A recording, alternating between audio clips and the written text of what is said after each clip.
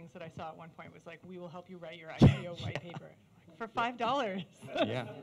Yeah. Wow, that's a deal. It's a steal right there. Guys, how are we doing on live stream? And are the other cameras rolling regardless? Do we want to? Okay. Okay. Memento? I'm kind of curious. I'm from the audience. So, how many people here, like, are lawyers that are interested in the space? Like, how many people are coming from a law background? Okay. And how many people are from like a technology background or like startups trying to? Okay. Okay, cool. And for the people that are on the startup side, are y'all looking for? I'm really more channel side, not me just being a jack on PonzICO, but y'all not looking for legal advice, but just pointed. Do you want to see examples of things gone wrong so that you avoid making those kinds of mistakes? That's something that seems like that would be interesting in the panel. Yeah. Okay. How many people in the audience are lawyers who can also code? Hey. Yeah, hey, magical, there we go. magical, wonderful unicorns. Yeah, y'all are you guys. true unicorns. Yeah, that's amazing. Yeah. I can code and I can sign contract without under them. Does that get me halfway there? Halfway. Yeah. I definitely went to business school. So Rodney put up a compliance repo on GitHub, like just some open source compliance resource, and this week that I thought was really fun, where he was just like, I shipped code, and one of our coder friends was like, making a text repo is not code. But I'm still proud of you. It was Mark. That's halfway there.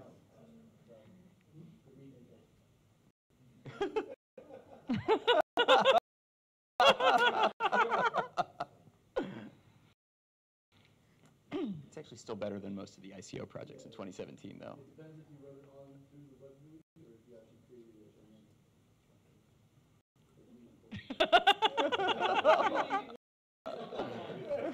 it. Uh-oh. What's your GitHub tag, John?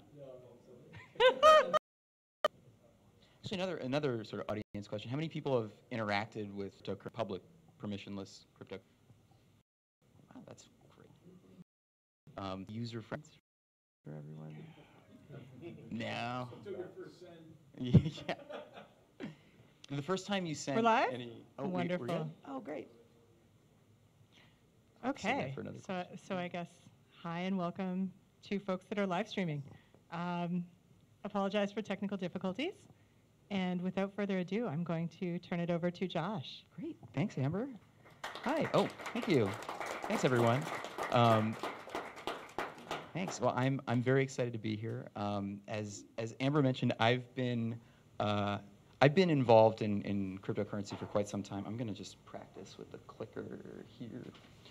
Just 1 second. No. Oh, maybe. Oh, is there?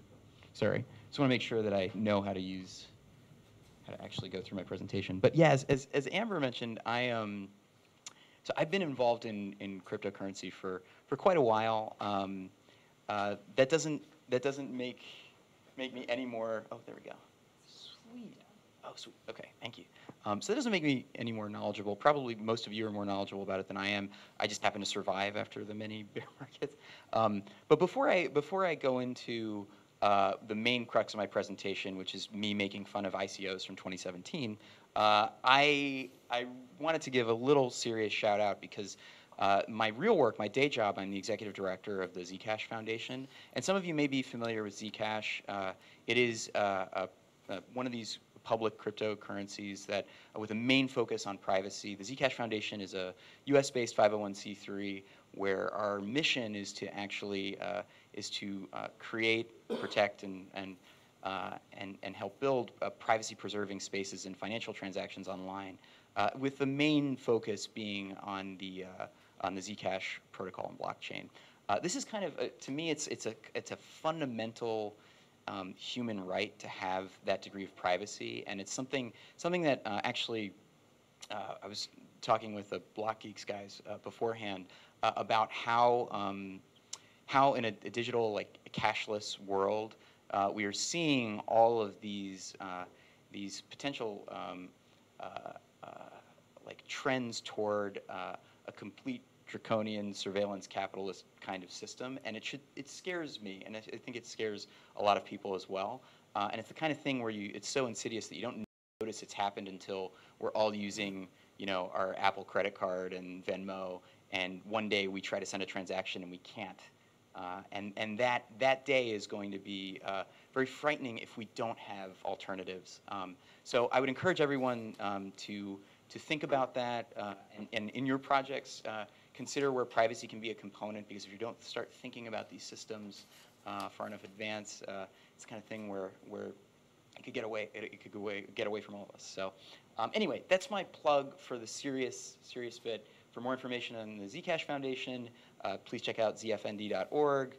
There's my Twitter handle. There's the Zcash. My Twitter handle is just mostly shit posting, so don't go there unless you want to see a lot of that. But the Zcash Foundation Twitter, yeah, it's a lot of people in this industry. Yeah, it usually is. But the the Zcash Foundation Twitter account has like much more pertinent information to what we do day to day. But let's get into the main event here. Oh no! Ooh. Is it this one? Uh-oh. Oh, there we go. Oh, the cardinal directions. I screwed that up. I know how to use these. See, I told you guys, I'm very, very knowledgeable. So here, you guys are here to talk about the future of tokenization and securities and ICOs. But it pains me to sort of break it to you, but everything that you need to know about this has already kind of happened in 2017. So what happened in 2017? There are a lot of great ICOs of projects that are actually doing legitimate things. You have like Tezos, you have Polkadot, you have Filecoin. No. PonzICO happened in 2017. This was a breakthrough product that cut to the core of what ICOs were about in 2017, which was taking investor money and enriching the person that came up with it. And in that case, that person was me. I hope the people on the panel don't tell me that I'm going to jail for this, because it was all a joke. So I decided to come up with this as a way to lampoon some of what I thought were the crazy aspects of ICOs in that era. I was really happy that it actually got a rave review from a titan of finance, Twitter in this case. Definitely checked a box to have Matt Levine referencing PonzICO. This is what he had to say about it. I'm very, very excited, and I'm going to frame that and put it in my office one day. So you know you made it. But so I guess the question is, what did I actually build here? And you know, to be honest, it's not that dissimilar from most ICOs in 2017. It was like a self-aggrandizing white paper that had broad strokes about how it's going to revolutionize everything, and it was made by an egotistical jackass. And it converted that into less than 100 lines of unaudited smart contract script on Ethereum. So unlike most of its peers, it was honest. So this is the front of the white paper. As you notice, the paper is white, so it's already on the right trend for what most white papers look like at that period of time. If anyone has used LaTeX before, it has this beautiful typesetting, makes it seem far more genuine than any other kind of white paper. This isn't a Medium article. It's really a strong white paper. And you know, the general scheme of this white paper just followed the typical tack. There has to be a reference to the Yap people and the stones that they throw in the ocean. There has to be a discussion of tokens today, the problem, recognizing that the problem isn't a problem, which is that everything is a scam. I don't know how to code Solidity, but I'm going to make this happen. Anticipating PonzICO critiques. Spoiler alert, that section doesn't contain anything because it's perfect. And then a dedicated section on what I do with all of my Ether. So in 2017, all of these tokens were being priced as if they were going to change the world. They haven't yet. I don't think a lot of them will, but that's how they were being priced. And that's really problematic. The other thing that bothered me in that period of time is that all these ICOs were ultimately abstractions for these concepts called utility tokens, when in reality, you don't really need a utility token if you're just using like the fundamental constructs of Ethereum and you just want to get people to pay for something. It seems silly to add that layer of abstraction on top of it. So I was a little miffed by that. And then there are also there are some potential options for tethering some assets into a real-world asset store somewhere else. The problem with this approach is that you're only as decentralized as the most centralized part. So if you have like a collateralized US dollar on Ethereum, ultimately you still have to rely on the company that's issuing that dollar, and you wind up trusting them, in which case you use a super inefficient blockchain to engage in transactions to transfer money that you could have just used a central database for. So I thought that a lot of that was also kind of scammy.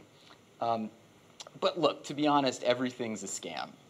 Like everything, most tokens are scams. But if you look at the price curve of any company over its full lifetime, it will inevitably go to zero. So if everything's a scam, then generally, well, hey, these ICOs have compressed scams down to be much faster and more efficient. So we should embrace it, and everyone should just go into my most efficient scam that I created called PonzICO. The other sections, it's just me describing a Ponzi scheme and how I'm going to buy a Tesla after I'm done with it. So what did the code actually look like for this thing when I was done building it? I'm just highlighting a few sections that probably have bugs in them. This one is where anytime someone put money in, I would take 50% off the top, just right from the get-go. It's not a huge fee. I spent a lot of time putting this paper together. I had to learn Solidity and then immediately forget it. It was a lot of effort, so I think that this was relatively fair. And the other thing that I think is pertinent for this panel is that this is the actual invest function, which takes the money that goes into the contract and then immediately redistributes it to all prior investors, minus my 50% cut for the aforementioned effort and work that I put into it. You will notice, and this is the key part of this contract that makes it very self-regulated and sophisticated, is that there's this accredited investor modifier on the function that detects whether the transaction is over 0.1 ether.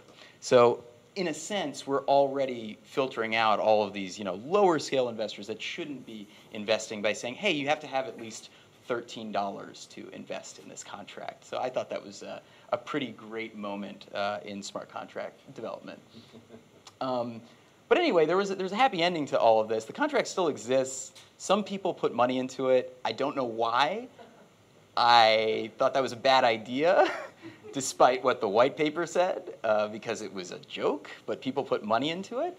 But the happy ending is that I did end up getting a Tesla, but I got it by taking a loan on the car because no one put enough money in for me to actually buy the Tesla, unfortunately. What are you going to do? But it was on the roadmap, and I did get it, so I was very happy about that. But the other lesson is that you should also keep track of your private keys when you're trying to decentralize everything, because if you don't have them, even that little money that people put in, you're going to lose it. It's probably better for my prospects with the SEC that I did lose that private key. And then the other key piece that I thought was interesting, that was a real learning lesson for people engaging in these contracts, is that, so I ended up buying the Tesla. I actually made a Tesla voting contract so that people could decide what color Tesla they, as investors, would purchase for me. I made it very clear that I wanted a blue one, but everyone voted for the black Tesla. I still bought a blue one. The lesson here is that you're really only as decentralized as the centralized part of your smart contract. So if you do wind up building something where a decision maker has this kind of veto authority in the real world, just think about it first. But anyway, there really is actually good news. Thankfully, people are less, but sometimes still insane now about the way that these ICOs are being developed and promoted. Valuations are less, but still somewhat insane. There is now more focus on what makes public blockchains and cryptocurrencies unique, and more focus, I think, on stuff that you can build with native tokens. Even some of the algorithmic stablecoin stuff is interesting, although I think I'm still a little skeptical about that. But then, there's a lot of open questions about where we actually go from here. So where do we create a world with less of my stupid satire and more of actual value being brought into the industry? And that's what I hope we will discover in this panel coming up. So yeah, anyway, that was a brief overview of PonzICO. I'd recommend that if you really want to read the white paper, you don't have to. Frankly, you got the highlights here, so you're probably fine. But if you want to read it, you can go to ponzico.win, because with win in the TLD, how could you lose? And just go there. There's a link to the white paper there. But for more serious work, as I mentioned, I really do care very deeply about privacy stuff. So please check out zfnd.org and the Zcash Foundation, and support privacy in all your projects where you can. So anyway, does anyone have any questions about that ridiculous project? Yeah. What was the final number? What did you make?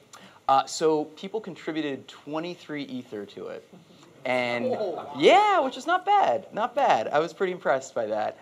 So I ended up getting, I got 10 Ether out of it, and I made it abundantly clear that it was a joke. This actually, what's really fun about this particular story is, at the time I was working in the Bay, and there was another. I was not the only PonzICO, as you might suspect. In fact, I wasn't even the first honest Ponzi scheme that happened on any of these platforms. There was one on Bitcoin ages ago. There were many on FOMO 3D was on Ethereum, and it was actually a successful Ponzi scheme, not a joke, or so far as you can define success on a Ponzi scheme. But they something like millions of dollars worth of ETH went through that. But there was another group that came up with a PonzICO coin. I think they called it PonzICO coin, and they actually made tokens around it. But that group turned out to be some guy that worked across the street from me in San Francisco. And we wound up connecting on Twitter, and basically had the first meetup for PonzICO-focused Ethereum projects, talked about it for a while. He made something like $160,000 and had to write a letter to the SEC to tell them that this was not his intent and it was a joke, and he was going to give the money all back. It was kind of a crazy experience. But anyway, so there have been other much more successful attempts at this. It's fun that you can do stuff like this, but it also demonstrates the kind of inherent danger of these sort of platforms when I can make this as a joke and not make that much out of it, but do it for fun and as a kind of art project. Have Matt Levine call it an art project. That's great. But then there are people that legitimately put schemes together. Some of them where they're honest about it. Some where they're not so honest. And then they just, because these are permissionless systems, they can just submit that code and make it run. And it's kind of scary. But that's the world that these things enable, and it's important for us to think about how we actually react in that sort of world, both from a legal perspective and also just as good citizens of the blockchains that we interact with. So, yeah. You mentioned that your smartphones are automatically distributed funds to the initial investors. Yeah. Oh. Yeah. So did anyone get more than they invested? I actually don't know. I think someone did, because there were people, when I first released it, it didn't get that much press, and I showed it to a bunch of friends, and I think that some of them put in Ether because they thought it was funny. But I think early on, there was someone with 0.2 or 0.3 Ether in there. So, and I assume there's no hard cap? No. So I can start promoting? Oh, please don't. Because one thing I neglected to do is I didn't put in a self-destruct function, so I have no way to shut down that piece of smart contract code.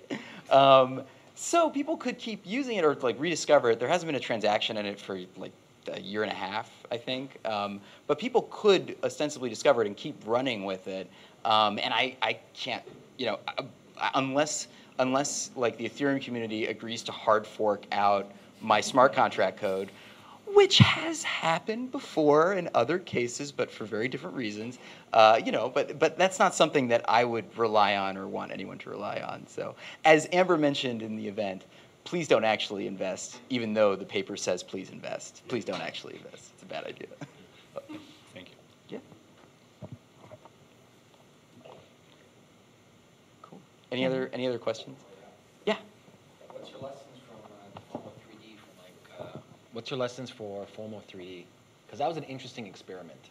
It Really, really interesting. It was, and I think that no matter what, I mean, the real lesson for me is like, you keep seeing, like I did this as like a my bad, sorry.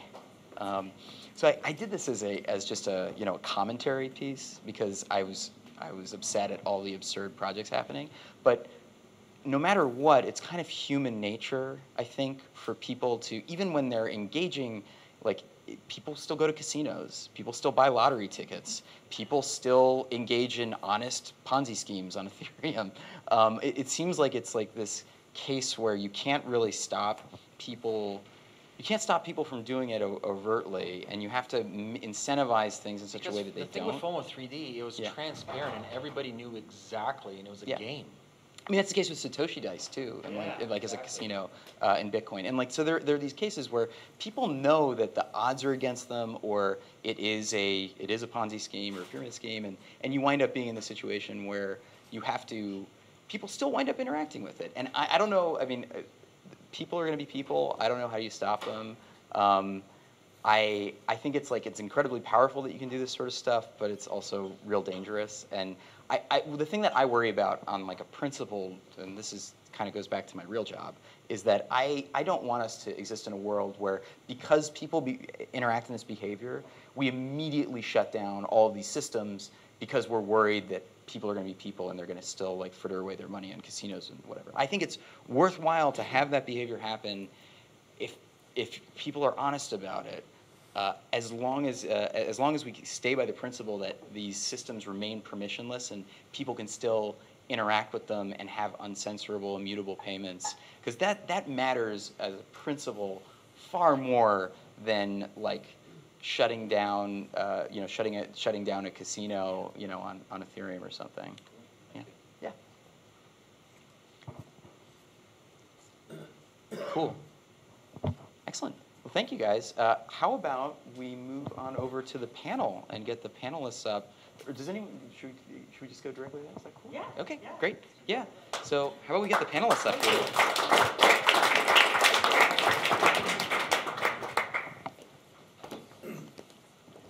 Wow. Just I guess wherever the mics are right as well. Yeah.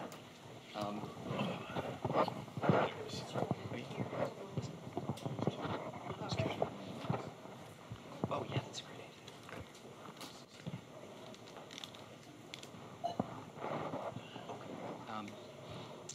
Cool. All right. So now for the more serious part of our evening. Although I'm still going to be kind of the token skeptic. I think that's why Amber wanted me here as well. So, but let's go ahead and start. Y'all know me, but let's go down the line and have everyone introduce themselves, talk a little bit about how they got into this world and what their I think actually the one thing that Amber had also prompted us with, which I think is fascinating, is to hear the most like egregiously wrong thing about. It doesn't have to be from a client, but someone maybe that has come to you guys and said like, I want to do this, or is this okay? I just want to hear like the worst stories of people attempting to do that. So. Sorry, Addison just opened up his notebook. There we go. Fantastic. I think Addison needs to start. Yeah, let's go. Let's go with the notebook. Absolutely. Hey everyone, my name is Addison Cameron-Huff. My business cards say blockchain lawyer. That's what I do. This is not a list of crazy things from clients, because I wouldn't be telling those stories, because I am a lawyer. And this isn't about Ponzi schemes and the other illegal stuff. This is more what I think was my assigned homework, which was to come up with misconceptions from people. And a couple of them lead off of what Josh was saying. And I don't want to take up too much time on this panel. I ended up having quite a few of these ones. But I'll give you guys a few of them off my list. It's easy to get a bank account. All tokens are a scam. Blockchains are magic. Blockchains are just linked lists. Businesses that don't succeed are fraudulent or that they're scams. If I go to Bermuda, I can escape Ontario securities law. As if people are the first ones to consider this genius idea. And my usual response to people like that is, do you really think you're the first person to come up with that idea where you could just go somewhere else and opt out of Ontario securities law? And when you put it like that to people, usually they realize that, I guess, people in government aren't that stupid. Although, many people are a little bit confused by this one of a misconception that maybe some of the other lawyers on the panel might back me up on, that a lot of people think the government has a cohesive scheme, a master plan where all the laws have the same definitions and it all relates into one comprehensive system. But that's not the case. Many crypto people very much overestimate the state of Canadian law and how much sense many of these things make. All coins are securities. That's one that you can even see many important people say. Bitcoin is a security. This one's, I guess, a little bit more debatable. Evan's smiling at least on that one. But everything in crypto happens on chain. That's another one that I think is an actually important misconception. That this one's not a funny story. This is one that a lot of people are very confused by, and they don't really understand about off-chain versus on-chain. And this relates to things like transactions per second. Many of you have seen many people waste a lot of time writing long essays on that subject. And I have a bunch more, but I think I will take up far too much time going through the many misconceptions that people have. And I mean, some of these are kind of funny, and I've got a few more on there. But I don't really treat them as like funny things from people about these misconceptions. Lots of people have very good intentions. They just don't really understand. And maybe they don't understand law because they're a tech person, or maybe they don't understand tech because they're a law person, or maybe it's something else. It's something that's new and unfamiliar. And one of the most interesting things about crypto for me is that people who are in crypto consider so many different systems. It's very rare in most people's lives that they actually have to consider, you know, banking law, and then also think about economics, and then also think about writing Solidity code or something. And yet so many crypto people do this. So a lot of these misconceptions come from a really good place where people are exploring so many different ideas and encountering unfamiliar systems. But I think I should hand it over for maybe some more hilarious stories or misconceptions from my fellow panelists here. Yeah. Over to me, I guess. Getting the nods from my co-panelists. So I'm Evan Thomas. I'm a litigator at a firm called Osler. I got into crypto more on a personal level 2 years ago, and sort of I guess it's the typical genesis story. The first encounter with it, I said, "Look, I'm a lawyer. I really shouldn't have anything to do with something that seems to have its only purpose in, you know, money laundering and murder for hire," which was short-sighted. But I think, you know, I say that just in all candor. That's how I think a lot of people initially react, and then eventually realize that it's a short-sighted view of it. And so as I became more enlightened on a personal level, got more interested, and then it started to intersect with my professional life. I do litigation, so disputes, trial work, tribunal work, focusing particularly on technology. And so when 2017 came along and all these ICOs started emerging, I could sort of see how this was going to wind up with lots of pointed letters and possibly hearings in front of courts and securities commissions. So that's when I started to get more involved in it professionally. So that's where I come at it from, more in the sense of dealing with when things go wrong and people have legal issues with either with other parties in terms of disputes or in terms of regulators that wind up in terms of enforcement. So as for sort of misconceptions and such, I don't know if it's funny or not, but you know, the number of people who thought that they were brilliant because of all the money they made in 2016 and 2017, and then thought it would be even better if they started taking money from their friends and family and investing that on their behalf. Not only is that a really good way of wrecking personal relationships, but now you're acting like an investment fund and really not something you should do. So again, I give that as an example. And maybe it's consistent with what Addison said. People with good intentions, perhaps appreciating some of the legal and, I guess in this case, familial or personal implications of their actions. So I don't want to make light of people because I think might not appreciate that, but it just illustrates some of the stumbling blocks that people might trip over, when venturing into the space and doing things that actually happen to be quite highly regulated activities. So pass it over to my co-panelists to introduce themselves. Sure. Hi. I'm Kobi Dorenbush. I'm also a lawyer. I've worked in finance in the international market, I've practiced law, and so I come to this space from sort of two different angles. One, the idea of the ability to transmit value internationally with as little friction as possible. That's sort of an idea about financial inclusion. And also the idea of mergers and acquisitions and capital raising and M&A in mergers and acquisitions in terms of cryptocurrency companies themselves. These are still, in many cases, traditional companies. They still need to interact with other companies in the real world, in the fiat world, and how do you do that? So I've been doing a lot of work in that space. Some of a couple of interesting stories that I've sort of encountered. Particularly in the early days, in the infancy of the industry, where people will come to me and say, "I've got this amazing idea. We're gonna do this thing. We're gonna meet these people, and we're gonna get this stuff, and we're gonna raise $200 million, or we're going to acquire this thing that everybody thinks is worth, very little, and it's gonna be worth $1 billion. And what I need from you, Kobi, and your firm is to just invest this little bit, or help us with your time." And after a while, at first you start entertaining a lot of these conversations. You spend some time on it because, like anybody else, you're still in the infancy of the marketplace. After some time and spending wasting a lot of time on that, you start basically talking to these people and say, that's really interesting. I really like that idea. But what I'm going to need from you is a $50,000 non-refundable retainer, a work fee.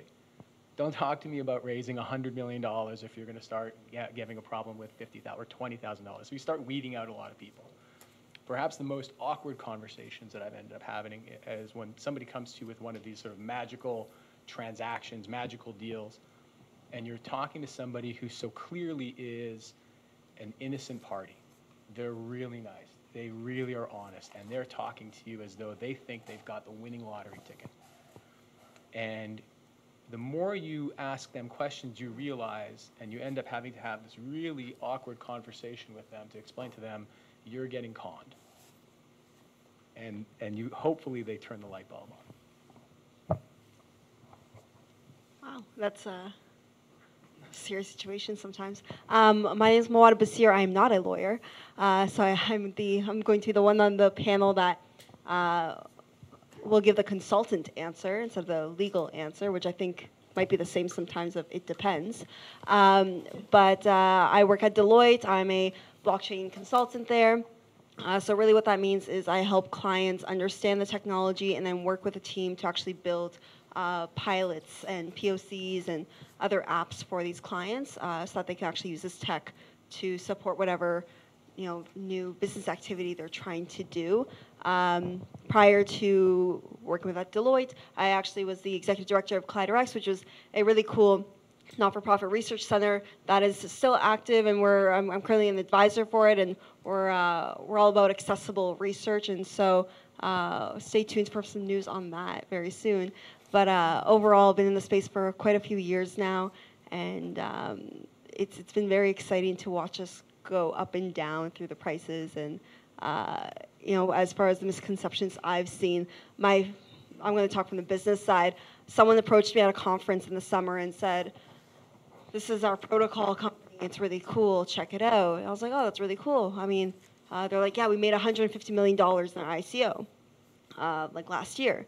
I said, "Wow, congratulations. That's great. You're still here. So that means something. What do you guys do when you run out of money?" And he said, "What do you mean?" I was like, "Well, when the ICO money runs out, what are you going to do? You're a protocol company. Have you thought about your future?" And he said, "No, we don't need to think about that. We made enough in our ICO." And I was like, "Well, you made $150 million a year ago when the price of Ether was much higher than it is now. I highly doubt you still have 150 mil. So the money is quickly running out, not only in fiat, but in crypto value. So where are you going? And the best part about this whole situation was this wasn't an engineer. If it was an engineer that told me this, I would be, no worries, good answer. I'll talk to your CEO maybe. This was a BD guy. His job was to bring in business, but he didn't have an answer for their revenue model or their sustainability model. So that was probably the most fascinating thing to me to hear is we don't need a revenue model. We have ICO money. Yeah, we'll see how that works out for them. I mean, so it's interesting. We're obviously focusing a lot on the misconceptions and the negatives here, but obviously, like the market is still here, the industry is still here. We're still here on this panel talking about it. So I'm kind of curious, like to take the flip side now and say, okay. And granted, I'm probably going to push back a bit because I am a skeptic about lots of token projects. But I'd be curious to know what everyone's thoughts are on like when and why it makes sense to do one of these offerings, and then what the right way to go about doing it is. And sort of starting with the product side, like what do you think makes sense for people approaching this, and then avoiding some of the legal pitfalls in trying to build up these things. For sure. I mean, it's always funny when people try to solve a problem that doesn't exist. And so it's like, no, we were going to fix it because we're going to put it on the blockchain. That's not how you solve a problem. So that's always the number one thing, that if you can't actually solve a real problem with what you're trying to do, then maybe you want to reconsider what you're doing. But also from, if you're going to go for an ICO, one thing that I really find fascinating about ICOs is the accessible finance side of it. I think ICOs has opened up the doors for people who before would not be able to participate in high risk, potentially high reward projects because of their current wealth in the form of traditional institutions. And so now you have people who don't work at a bank or are CEOs that aren't considered accredited investors that are now able to participate and potentially get from the gains of investing in interesting projects. And so ICOs are really fascinating to me in that sense, where people can actually start doing this. And the average person can now invest in cool projects. And so opening the doors for other people to be part of something big is really, I think, a big, important part of getting the world to move forward from a social perspective. But the thing is, ICOs were really valuable, I think, for a lot of founders a few years ago when the regulatory environment may have been a bit quieter about it, and the actual market value was a little lower and not as scary for governments and regulators and lawyers to be too concerned with. And correct me if I'm wrong, guys. But and so it became a good answer, a cheaper option for founders to get money to support their projects. And Ethereum is a great example of that. Ethereum was an ICO. It raised, I forget how much money, 15 million, 50 million? And, pardon? More like 1.5. 1.5? Okay. So they raised quite a bit of money, and they're still standing. They've actually been one of the most, I think, positive influences on this space with that ICO. And the average person owned Ether. And Vitalik and all the others that were involved were able to fund their cool project. And so from a product perspective, does it make sense? Does the product make sense? Is there a problem? Is there a product market fit there? And also from a funding perspective, is this really the best option for us right now as far as the way the market is moving? But also, does it work with our values too as the organization? Ethereum is all about open finance and open, and it's open source, right? So it fits with their values too, to have an open market for people to participate in funding that kind of project. But I mean, the answer now to most people is, don't do an ICO. Do something different. Yeah, well, because it seems like at least even in that case, when people were doing it for fundraising, I think Ethereum might be slightly unique because the end result was a product where the fundamental token is this native crypto asset that wasn't tied to anything else and wasn't tied to like cash flows of a company or any product. It was really them trying to bootstrap a Bitcoin-like system with more robust smart contracting. But in the case of like some of these ICOs, they were effectively security offerings, right? In which case, like from a regulatory perspective, you could get away with it in 2017 because there was regulatory arbitrage because no one was looking. But now it seems like you have to, if you're trying to do an offering like that, you still have to go through like a great deal of actual securities offering, work in order to get to that point. Yeah, and the regulations are at a point now where the average person, it's actually very difficult for them to participate in ICOs. Yeah. Most companies have to do SAFs, and they have to actually go through KYC and other AML rules in order to let someone participate in this fundraise. So it's kind of gone full circle. I think that what you see is like the pendulum swinging, right? So at the beginning of it, it was so easy, and so people were raising money off of good ideas and bad ideas and ideas that had nothing to do with token offerings or ICOs. They were just looking for any way to access the capital markets. And so then the pendulum swings when the regulators start taking a look at it because it's becoming more than just a de minimis market. It's becoming major and it's becoming a bigger risk. And the consequences of those risks are becoming more serious. So the pendulum swings the other way.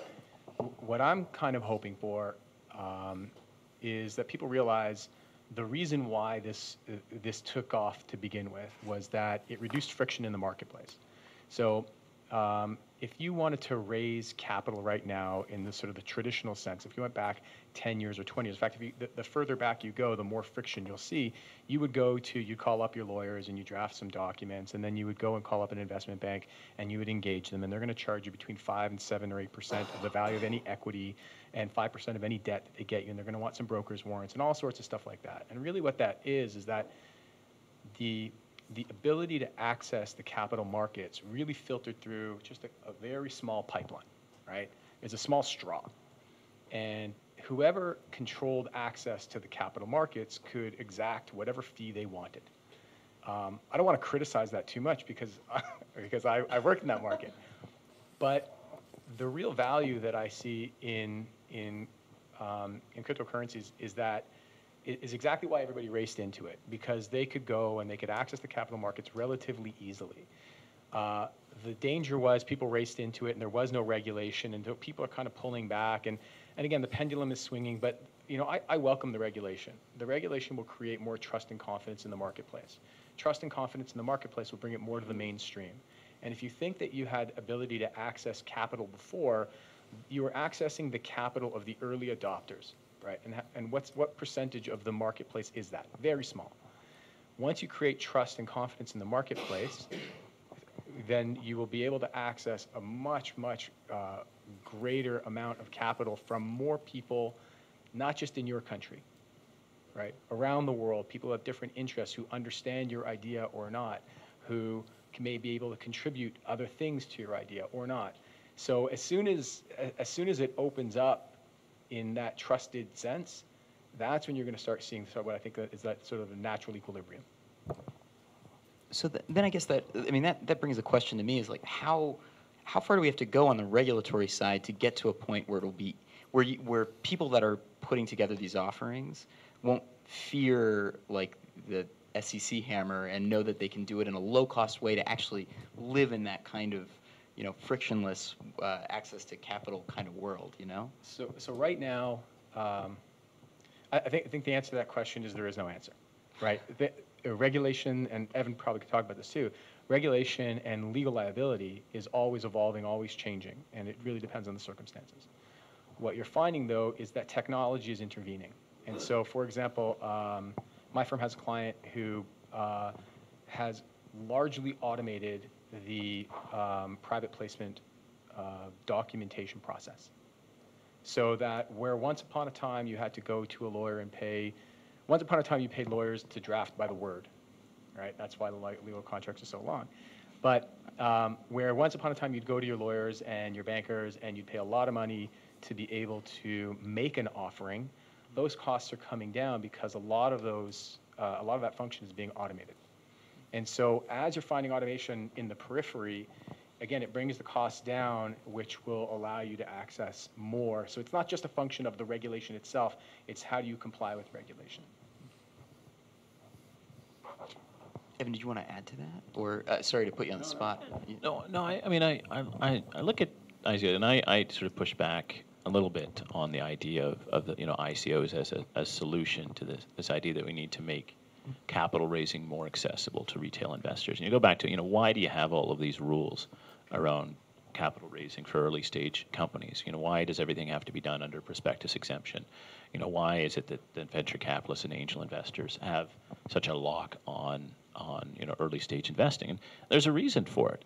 It's a policy decision that's being made by legislatures and regulators that history has shown that, unfortunately, if there are no rules, many retail investors, the widows and orphans, will be taken advantage of by fraudsters.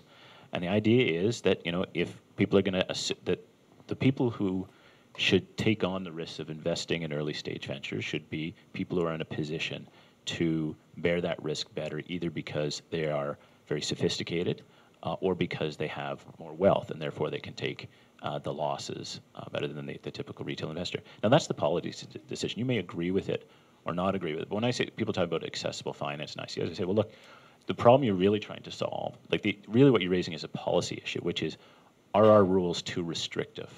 Are we making it too hard for early stage companies to raise money? And it may be that token offerings or initial coin offerings are a solution, but I wouldn't suggest that they're the only solution. And I think until you sort of look at the real problem you're trying to solve, the real debate you're raising, you have to focus on that. But I would say, it's a policy matter, that's going to be a hard line to move, because you've got 70, 80 years of securities regulation that's oriented around this principle of investor protection, where and just look at 2017 and 2018, because there's at least a perception of no rules. A lot of fraudsters, present company accepted, ran token offerings that were effectively they were scams. And now we're seeing the fall of that. And even if they weren't scams, there were some offerings that were just fundamentally bad business models and never had any hope, and we're going to fail, and we're going to visit a loss on all of their backers. And the idea of our conventional model is that loss is better borne by people who have wealth or sophistication. There's a function, and venture capitalists, they filter out those bad business models by just not investing in them, so they just never get off the ground. And there wasn't that filter around ICO. So, I mean, while I'm sympathetic to the idea, I think it's a legitimate position to take. Investing in early stage companies should arguably be more open. I think you have to recognize what it is you're and perhaps not frame it around ICOs and tokens, but more of a policy debate about, are our rules too restrictive, and assuming they are, what is the best solution for making it more accessible? Yeah. I mean, do you all think that it's possible that the mere existence of this technology and the fact that people can engage in these offerings, it's almost like it's potentially become too restrictive, and the fact that all this stuff exists and that people are engaging in it might push people to realize that it's time to update some of I mean, I know that in the U.S. there's a Jobs Act, but it's not really that prescriptive, or it hasn't done a really good job of actually making it possible for people to engage in early stage offerings as much as they like. But, we have something called crowdfunding here in Canada, and I'm sure there are people in the room who know just how successful that's been. But just say not at all.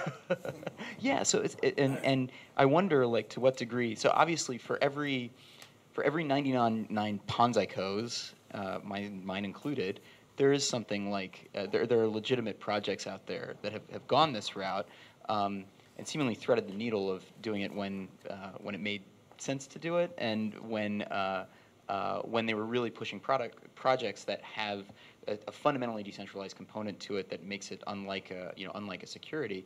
But it does seem like, given the amount of interest that there was, and the fact that exchanges now are so such profitable businesses, some of it might just be people effectively playing the stock market, playing crypto exchanges as if it's the lottery. But a big piece of it might be because there is this pent-up demand for people to engage in that marketplace. I'm just wondering if people think that, if the panelists think that it's plausible that there can be policy changes this might be a little bit out of the scope of the panel, but I'm curious to see like if anyone here has interacted with policy makers or regulators to the point where they think that it's plausible that this could push things in that direction.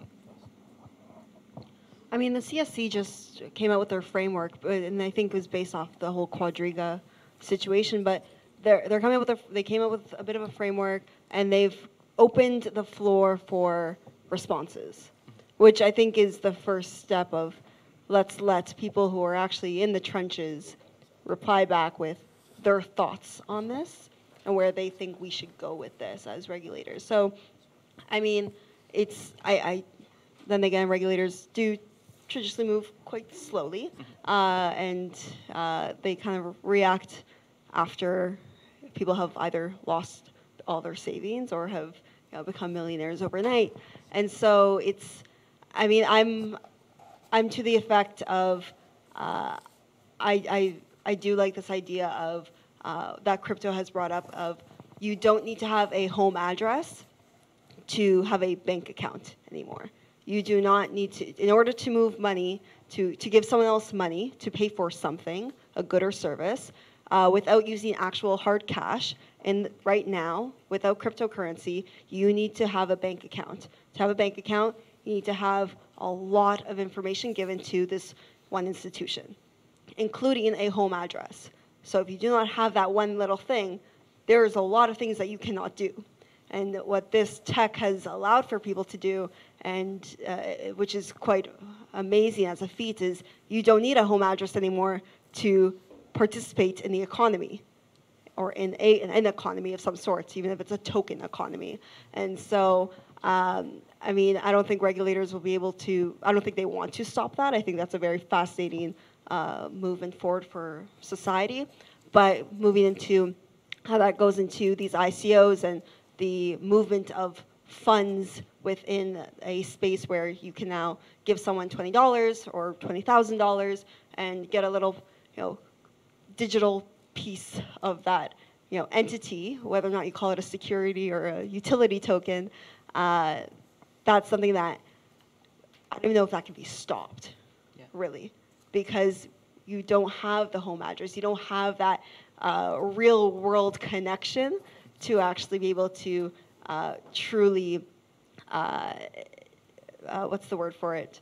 To truly stop this kind of movement. But I think regulators are, I've been in conversations in roundtables with a few of the parties in Canada, and I think they're of the opinion that they should actually consult with the people that are doing the work, that have skin in the game, rather than trying to make up things as they go or just follow what the US is doing. So I'm going to direct this next one to Addison because we haven't heard from him in a while, and I'm curious. I have many thoughts. I know. That's Open why up your notebook. Pull the thoughts out. I want to hear the thoughts. So, but I actually I'm really curious to hear, because this is something that was mentioned by the audience, or I think sent to Amber and the organizers. But there are a lot of in that regard of the idea that you can have a little digital piece of a company, but there are these more esoteric technologies like staking, delegation services, opportunities for people to basically become recipients for off-chain cash flows of a given going concern. This might be a hard question to dive into, but those sorts of esoteric products, how do you even start to think of being compliant when regulators are just starting to sink their teeth into just how crypto exchanges work, So anyway, I was hoping that you could give us some thoughts on that, and if you want to keep going on that list, because I know we cut you a little short too. No, I'll go after this one. It's a really good question, and the answer is you don't.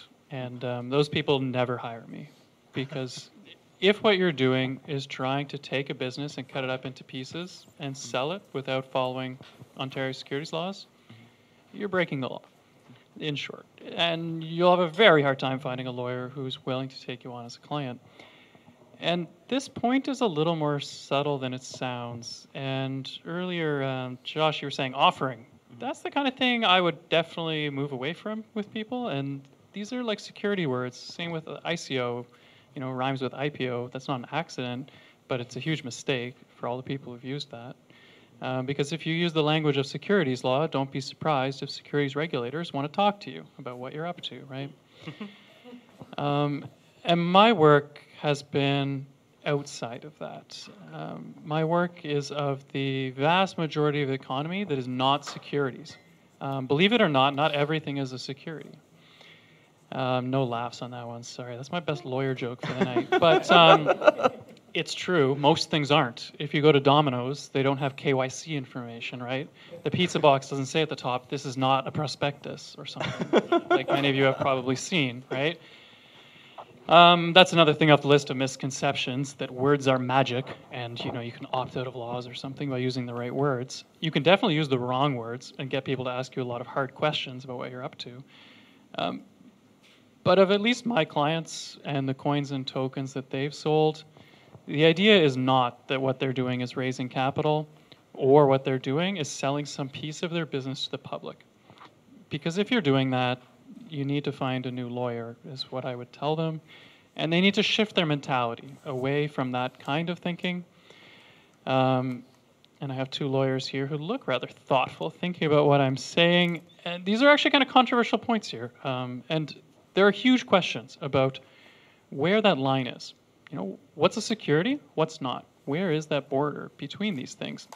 And a lot of people will say, oh, well, it's all illegal securities. And my question to those people would be, well, why is Coinbase allowing people to buy and sell Ether and Bitcoin? If the US regulators, who are smart people, I've met with the CFTC, and they've got a lot of great lawyers, great policy people, excellent organizations in the US. If those people really think that this is obvious illegal securities dealing, why are they not acting? Are they really sitting on the sidelines and allowing people to blatantly break securities laws for billions of dollars a year? I don't think so. Exactly why they're not is a panel for another night and debates about this topic. But it's definitely not obvious that these things are securities. Which things are, which things aren't? Definitely some of them are illegal securities, but you can't lump all these things together. And definitely the people who were doing this and they were telling people, we're selling you a chunk of our business, you're going to have a hard time finding a lawyer who's not going to say that that's a securities offering. And those sorts of things are highly regulated. And to go back to the earlier point, it's not going to become frictionless. Nobody wants it to. People want this to have friction. As my panelists were saying here, there's good reasons for why we have securities laws. And if people are doing that, it's going to be a long time, if ever, before Canada gets rid of all the rules around this and lets people just do whatever they want on the capital market side. Lots of good reasons for that. Plenty of books written on this subject. I don't think we're going to see a frictionless world there, but there are serious questions about what intrudes into that domain.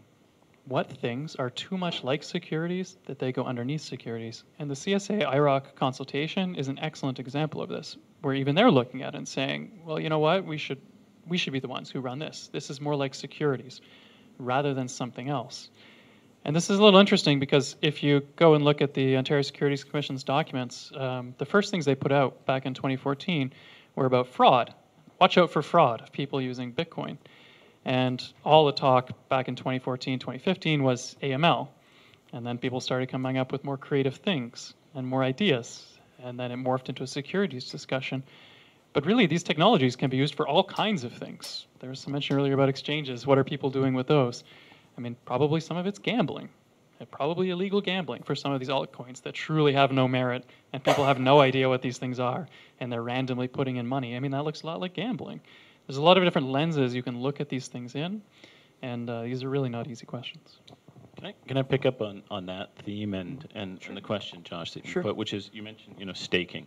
Yeah. And I just want to, it's an interesting question. I want to use it to illustrate this point that things, maybe something's a security, maybe it's not. And that's what makes, for lawyers, this space particularly interesting, because it's all new. The questions are all new. There's no map.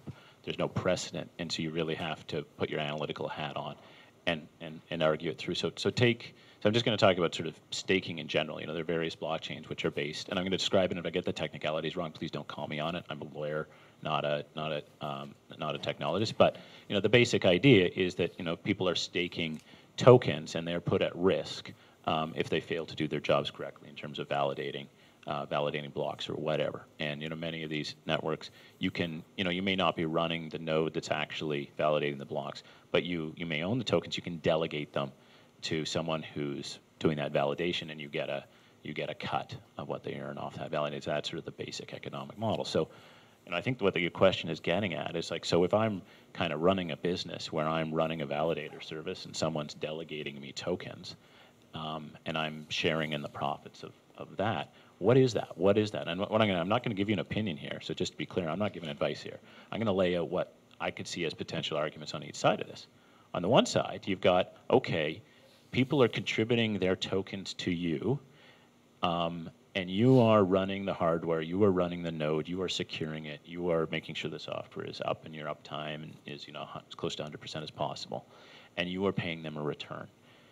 But they're at risk, because if you get slashed or if your node goes down or some reason, they lose their tokens or they don't earn their return, that risk is on them. But they don't have that managerial control of the enterprise.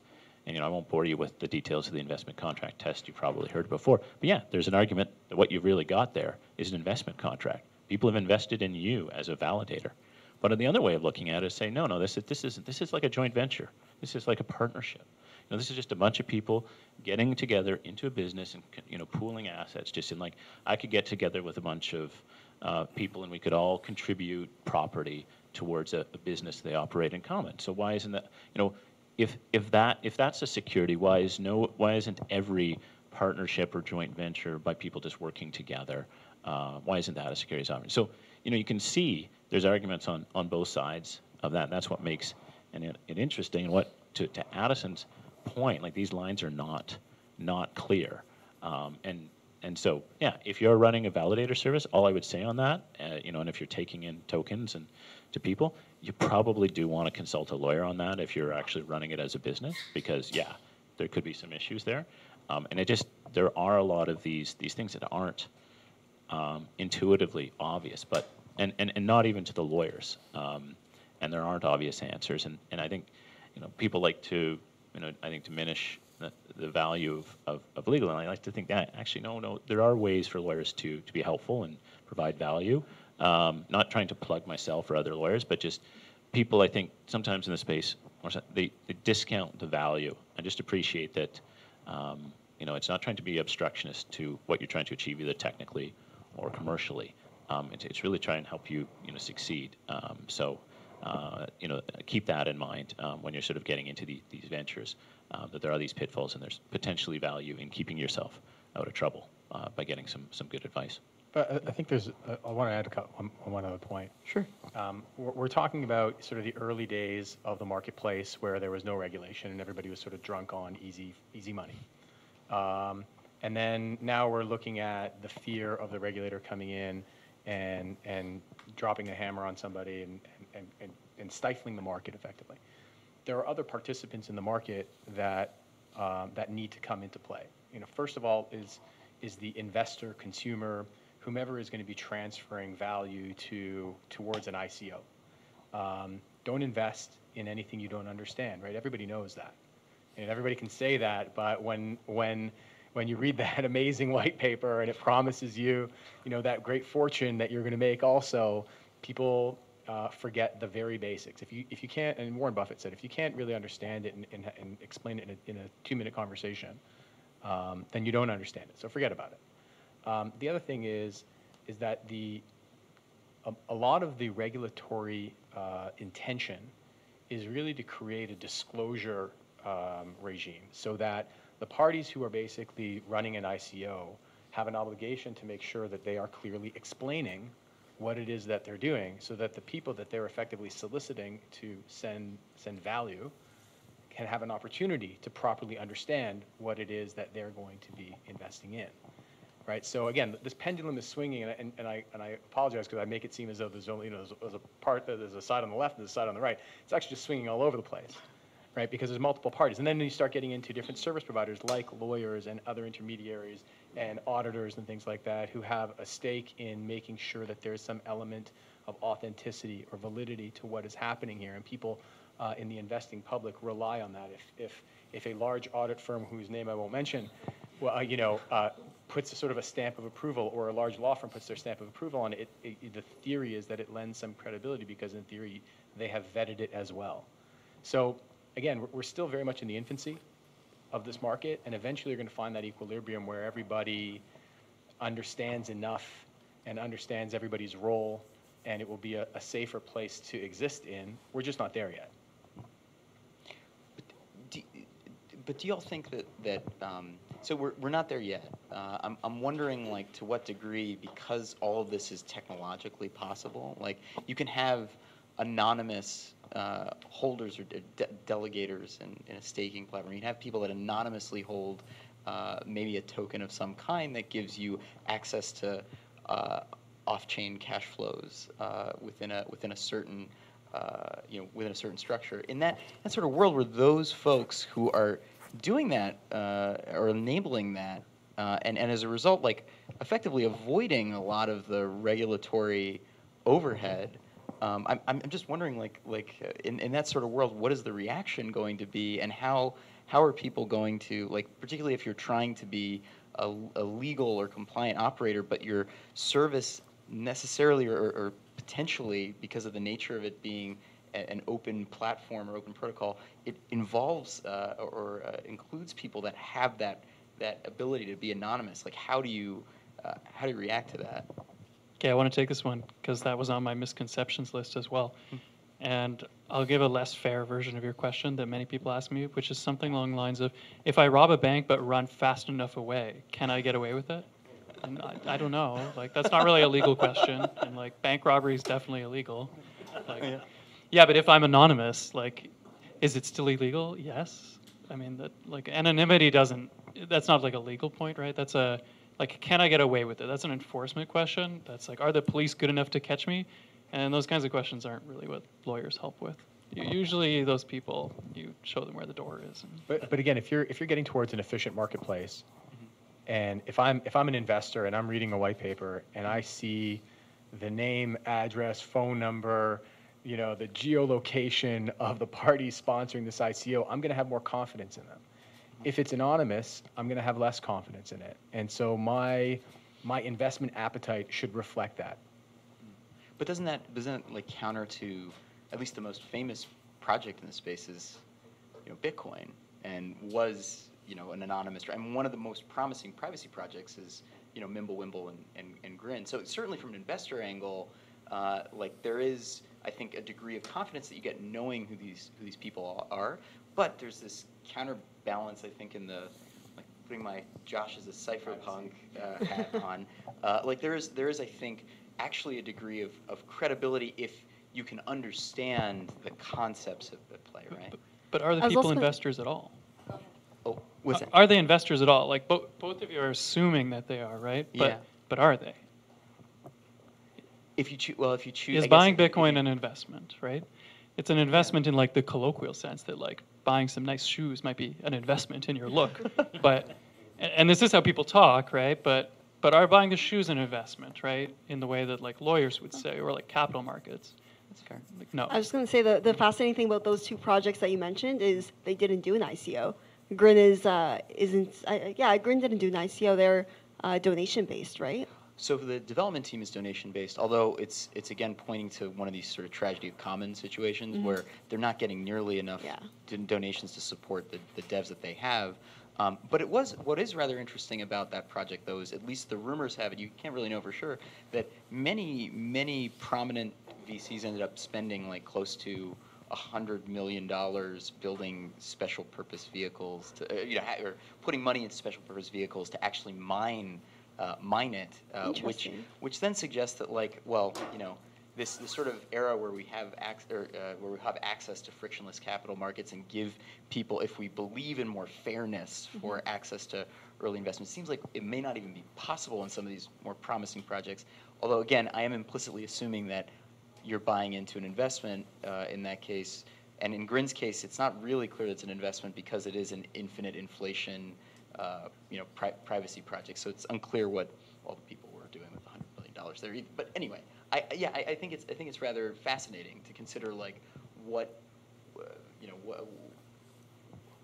your view of credibility and also of interest in these projects is I think, really defined by the context in which you approach these. I think I, in my cypherpunky nature, like find the anonymous projects much more interesting because a lot of them are like unstoppable and kind of potentially enable people to circumvent the law, which is a bad thing. I want to be very explicit about that. But the fact that it's possible is good for people that live in places where the law doesn't make any sense, you know? I was just going to say, so I'm actually, my family's from Libya, and if you know anything about Libya, it's not that great of a place to be right now. There really isn't a government, there's militias, there's no formal structure at all to the country, even the energy.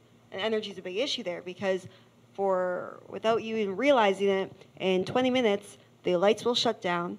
You're in the desert. It is very hot, and your AC will stop working, and you have no access to electricity because one of the militias decided to shut down one of the sections of the energy grid because they needed to do some mission. And so you're stuck in the heat with no electricity for 8 hours. And you don't actually know when it's going to turn back on. But and that's the area where there's really no regulatory enforcement. They have laws still. I mean, Gaddafi's Green Book is still something that some people may still follow. And so, okay. So you have these laws. Nothing's enforceable because the militias are fighting their own battles. But it's really fascinating to see these technologies and how they may, a little experiment would be to see how they actually get implemented in these type of locations. How does a microgrid with an Ethereum-based microgrid actually function in a country like this? So I think looking outside North America is really fascinating with that, to see how these projects would actually come to be. I think that's actually one of the best things about this marketplace, and you touched on it, which is, we're in downtown Toronto, and we have that great advantage, and we take that for granted, and we don't realize that the rest of the world, in fact, the majority of the world, don't exist in an economy that is as stable and where you have an expectation of safety and security, where you can trust in the government and its monetary system. So for us, cryptocurrency, there's a lot of value to it. But when you compare that to the value that you would be able to get out of being able to put your savings, your household savings, into Bitcoin, if you lived in Venezuela, right, or if you lived in Libya, or if you lived in all these countries where you can't trust in the government, and you're actually trying to flee. Once upon a time, if you went back 50, 80, 100 years, when you were trying to flee the country where you were being persecuted, you took whatever you could, right? And in fact, people would take diamonds, right? I mean, diamond trade, because you could take a lot of value in a very small item, and you put it in your pocket effectively. So now, when you're looking at sort of the geopolitical landscape and figuring out where the conflict zones are and who's trying to leave and what's going to happen, for as much as there is the risk that these cryptocurrencies could be used for illegal means, they could actually also be used for humanitarian means. So, shutting it down for everybody because we don't understand it isn't necessarily a good thing. That's great. So I'm going to open it up for audience questions soon, but there's just one last, and this was great. This has been great, actually, talking with you guys about this, because I know nothing. I know very little about the regulatory and legal side of this, so hearing it from your perspective is great. But I'm going to talk about one last subject that I do know about, which is scams. And so it was announced recently, or I guess some reporting happened where Jeffrey Skilling of Enron fame, and I know we said we were going to talk about particular projects. I have a fair degree of confidence that no one here is... I have never represented Enron. There we go. That's what I wanted to hear. But I am curious, so I just want to know for the panelist perspective, what kind of, how do you think he's going to fall this time? Like, what crypto project he's going to get involved in that will result in some kind of Enron-level implosion? And you can't say energy markets, because he's done that one already. I'm curious if anyone has any thoughts on, what we can expect next from folks like Jeff Skilling. I would say I'm not sure what he's going to do, but I would say, will he be successful at it? Consumers and investors are not rational actors, right? There's a lot of emotion that goes into it. That's why I got 23 Ether and PonzICO. That's right, right? Because somebody probably laughed enough to think either it's humorous, I'm going to do it, or is he maybe there's something really valuable in here, and he's trying to dissuade the masses, right? They're just thinking it through. But so will he be successful at it? It's a big world out there. Yeah, fair. There might be that one person that's like, oh, he did Enron, that's great. Not realizing what actually happened there, so. Throw a question back at you. Do you think the people who put the coins into PonziCoin actually thought they were contributing to Ponzi scheme, or do you think they were contributing to you and your art project? I really hope the latter. Like, really hope the latter, because but then again, I mean, maybe they weren't so stupid. Maybe they appreciate your work. Yeah, that would be really. Thank you. Thank you. I appreciate that. Or maybe they thought that everybody else is stupid for not investing, and that's hidden in here is the secret, right? Yeah. I mean, the thing is, I think it's equal. Like, there's equal measure there. Like, I know the people that I know, because it's just a bunch of Ethereum addresses. So I don't know who actually contributed, except for friends of mine that were like, yeah, I'll put 0.1 Ether in because this is funny. Thanks for making this. You know.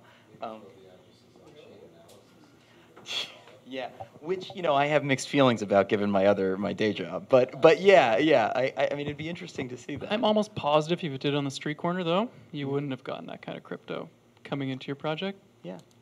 And this is actually important. Like, you managed to reach a global audience with something you did, and that's the powerful thing about this technology. Finding people who actually like your art. Yeah. Maybe you're not going to find them on the street corner, but you found a whole bunch of them on the internet. Probably people all over the world are like, yeah, that was a really good job, Josh. You. But that being said, that's neat. The street corner analogy, so everybody remembers hopefully Bre-X. I remember Bre-X, gold, and shot up, penny stock, and then all of a sudden, helicopters, it was a disaster. Bre-X. So the shares of Bre-X as a physical share certificate were being sold on the street corners here in Toronto as art for more than the value of the share after it imploded, which was basically, below a penny. But people would buy them to frame them, and they would pay a few bucks. It reminds me of Salvador Dali was terrible with his money, and apparently he would go on these lavish parties, and he would basically, instead of putting money for when the receipt came for this multi-$1,000 meals, he would make a doodle on the back of the receipt, and he would give it to the restaurant, and that doodle would be worth more than what the value of the meal would be. So maybe, but I think there is something to the point of and it's a much, I think, happier side of my scam story, which is that this tech really does invite, I think, potential worldwide appreciation for things that people are building, and the real challenge, I think, will be how we balance that worldwide permissionless nature with also, if you were the one running the project or a central point of that project, how you maintain your compliance and stay are actually are fully conforming with the laws that you have in your jurisdiction as well. As somebody off camera who can anonymously attest to contributing to that, it was for the art. Please don't turn that camera towards me right now. But it was for the art. Thank you. Thanks. So maybe Josh isn't a scammer after all. That would truly be the happy story at the end of this. I was not a scammer this entire time. Excellent. Well, thanks everyone. I would love to open it up for audience questions if there aren't. Oh, there we go. Back there. Oh. Got a few points. So everybody talked about ICOs, scams. Can someone throw light on STO? Are the future of fundraising? And expert sitting over here. STOs. I'm not a capital markets lawyer. I'm not a securities lawyer. I'm a litigator. But I kind of look at them and say, why?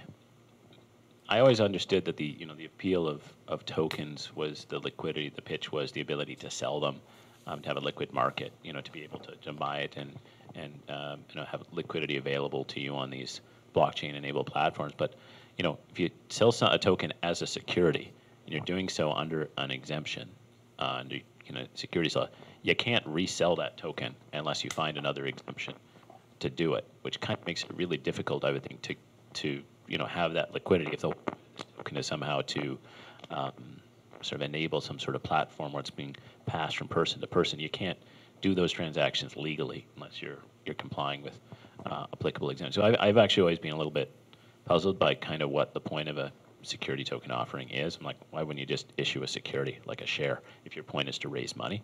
But maybe, like I say, I'm not a capital markets lawyer. Maybe I'm missing something about what the idea is here. Maybe my co-panelists have thoughts on this. I would say that's probably the first step towards bringing it into sort of the traditional market. Yeah, if you did an STO, you comply with securities regulations, but you're right, in the secondary market, what do you do then? Well, I have a good friend of mine as a hedge fund manager, as an investor, and he taught me really well. He said, I worry about tomorrow's problems tomorrow. Today, I deal with today's problems. So the secondary market, maybe the technology will get to it.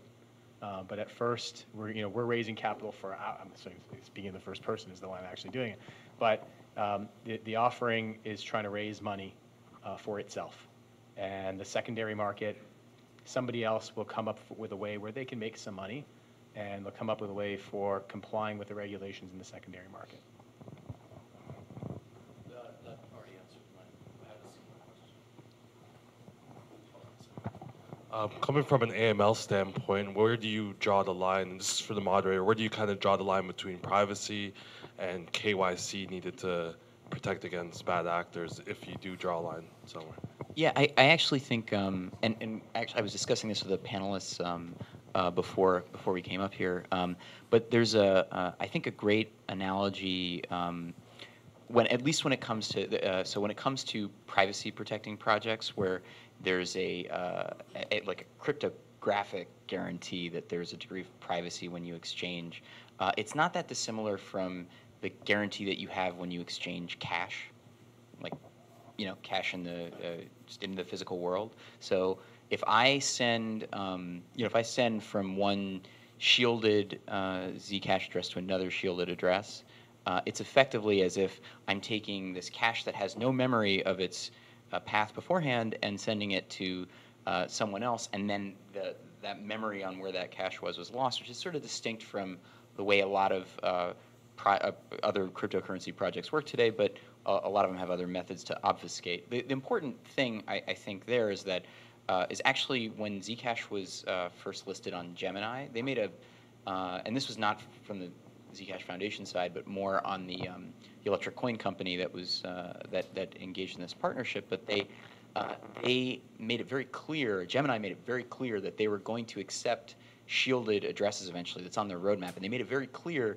that the New York Department of Financial Services gave them the okay to do that. And the reason they gave them the okay is the same reason that you can deposit cash at an ATM that has no history or memory about where it's been.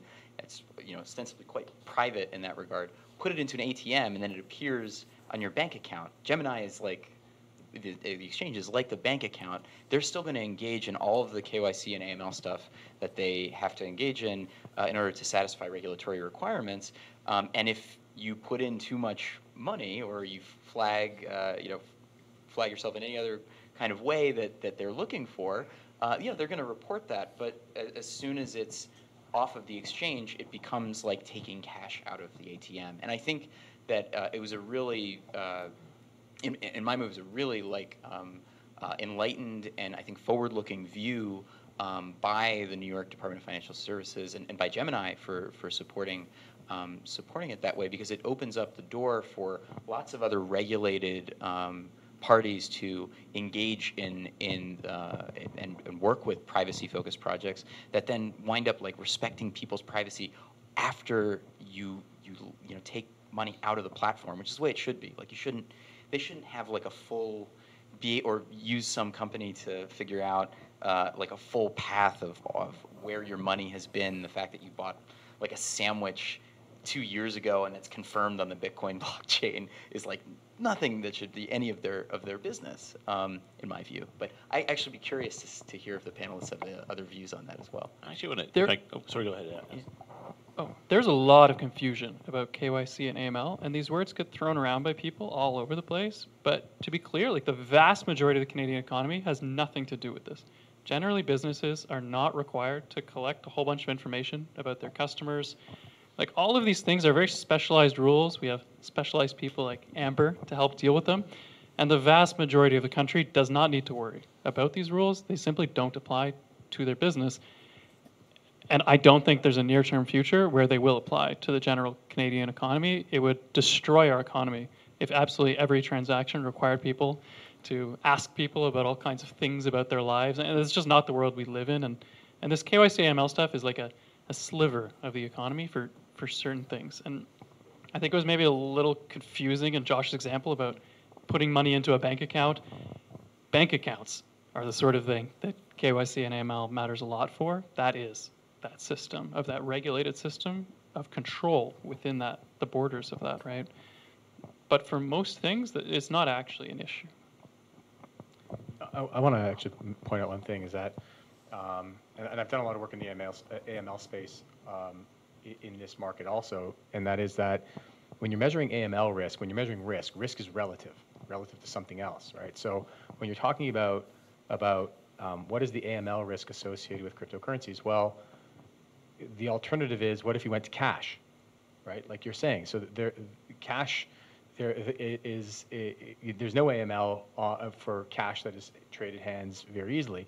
The real issue, I think, with cryptocurrencies is that it's a combination of anonymity, which is actually not that anonymous, right? But it's a combination of anonymity and value, right? So there's a reason why they got rid of, the $100,000 bill, right? So the ability to deliver $10 million of illegal money is very difficult because you're going to need a lot of suitcases. It's pretty conspicuous. What are you going to buy, right? You remember Breaking Bad when he's got the $80 million in cash in these barrels in a warehouse, in a garage, right? And what's he going to do with it? He's going to buy groceries for the rest of his life. I mean, but the ability to transport value through on your smartphone, right, in your pocket, an infinite sum, that's really what gets people. But I think that when you're measuring the risk of AML issues in cryptocurrencies, what you really need to do is measure it against the alternative.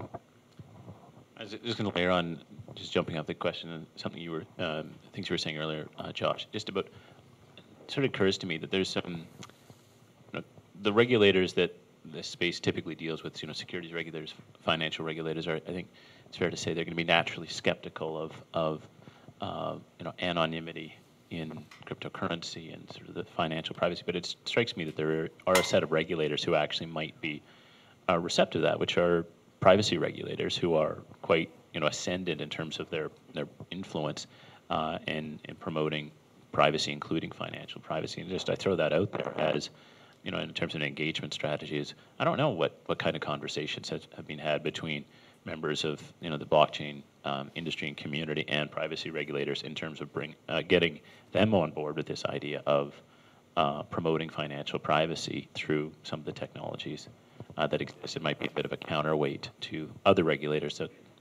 perhaps are a little bit more skeptical of anonymity. Yeah, and I think there's there's a push and pull. I think so. Addison's right that KYC and AML in the U.S. doesn't apply to the vast majority of businesses there either. But when you have this kind of potential panopticon that's provided by digital currency, you have to be very careful, even if it's not required. If it's possible, and there are regulators that want to take those steps, then they will. And I think that China and WeChat and WePay is an instructive example in that case. But to Evan's point, if you have these advocates that are they're pushing for more privacy, maybe they also are looking for some wins against some ascendant technology companies that are invading more and more of our privacy, and we don't want them owning all of our payment infrastructure as well. Cough, cough, Apple Card, cough, cough, Facebook Coin, sneeze. So I think that there's there is something there to present this as something that's an issue of primary importance and one of like a fundamental human right that's guaranteed, at least in my view, by the U.S. Constitution as well, from the American viewpoint.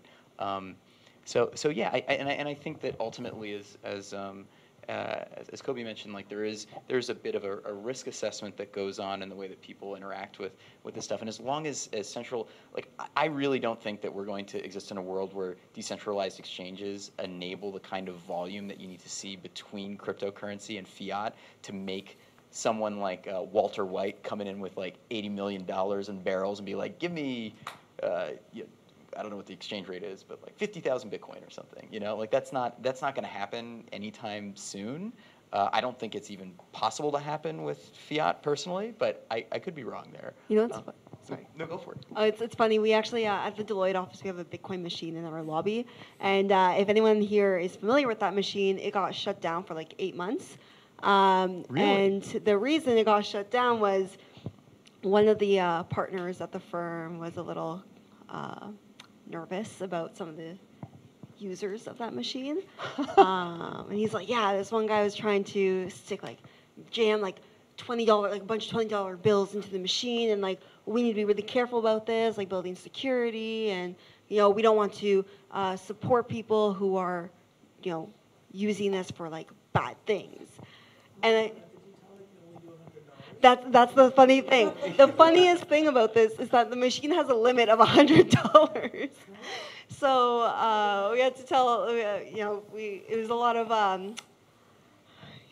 political conversations about the machine, and in the end, we did just to, make him a little happy. We said, okay, we'll take it off Google Maps for a little bit.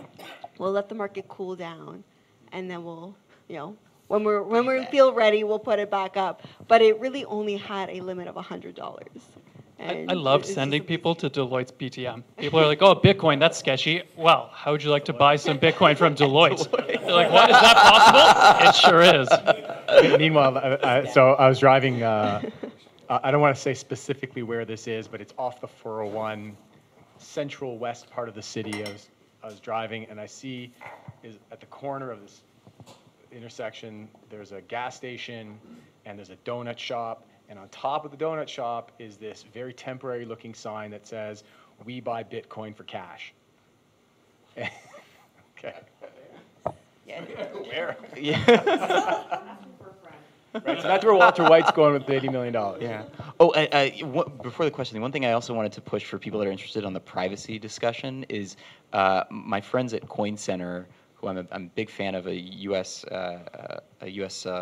Advocacy group focused on lots of cryptocurrency issues. They have 2 incredible papers that came out recently that are well worth reading. And it's basically the case for electronic cash is one of the titles of one of them. So just if you want to continue that discussion and look into where there could be solid legal ground, at least in the U.S., for continuing to offer have privacy approaches in cryptocurrencies that are completely legal, I would recommend taking a look at that. So sorry, didn't want to interrupt the next question. But I guess if you had $10 million in cash and you need to launder it, you would just go to a bank, which is what criminals have been doing for a century. And, I find it's traditional markets that tend to blast crypto when the reality is almost $2 trillion are laundered annually by traditional financial services.